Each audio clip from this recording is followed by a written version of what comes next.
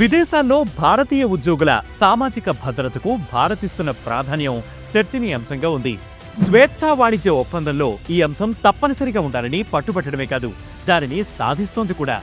Belgium, Canada, Japan, Australia, France, Denmark, దక్షిణ Korea, Switzerland, Netherlands, Brazil తదితర దేశాలతో ఈ రకమైన ఒప్పందాన్ని కుదుర్చుకుంది. ఇందులో యూరోప్లో ఉండే దేశాలు కూడా ఉన్నాయి.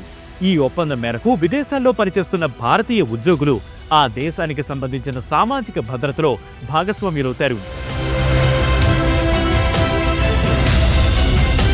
అలాగని వారు ఎలాంటి సొమ్ము చెల్లించరు, కానీ ఆయా ప్రభుత్వాల నుంచి పెన్షన్ తదితర సౌకర్యాలను పొందగలుగుతారు. ఈ రకంగా డబుల్ కాంట్రిబ్యూషన్ కన్వెన్షన్ విధానాన్ని భారత్ రూపొందించింది. ఈ మధ్యనే యూకే ప్రభుత్వంతో ఈ తరహా ఒప్పందాన్ని కుదుర్చుకుంది. యూకేలో పనిచేస్తున్న ఉద్యోగి నేషనల్ ఇన్సూరెన్స్ కాంట్రిబ్యూషన్ కింద ఏటా 56,000 చెల్లించాల్సి ఉంటుంది. దానికి అదనంగా నేషనల్ హెల్త్ సర్వీస్ కింద ఇతర హెల్త్ సర్చార్జీలను, ట్యాక్స్లను చెల్లించాలి. దీనితో యూకేలో పనిచేసే ఉద్యోగులు ఈ భారాన్ని తగ్గించాలని డిమాండ్ చేస్తూ వచ్చారు. ఇప్పుడు భారత ప్రభుత్వ చొరవతో మినహాయింపులు లభించాయి. భారతీయ ఉద్యోగులు యూకే సోషల్ సెక్యూరిటీ స్కీమ్ కి 3 ఏళ్ల పాటు చెల్లింపుల నుంచి మినహాయింపులు పొందారు. యూకే ప్రభుత్వం దీనిని అంగీకరించింది. యూకే పార్లమెంట్ దానిని ఆమోదించాల్సి ఉంది. ఇది త్వరలోనే ఆచరణలోకి వస్తుందని భారత విదేశాంగ శాఖ చెబుతోంది.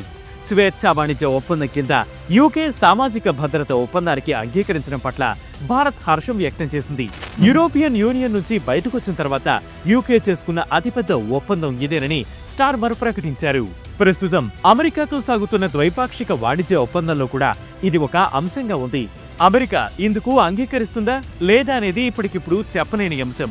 భారత్ నుంచి ప్రొఫెషనల్స్, ప్రధానంగా ఐటీ రంగ నిపుణులు ఇతర దేశాల్లో పనిచేయడానికి వెళుతున్నారు.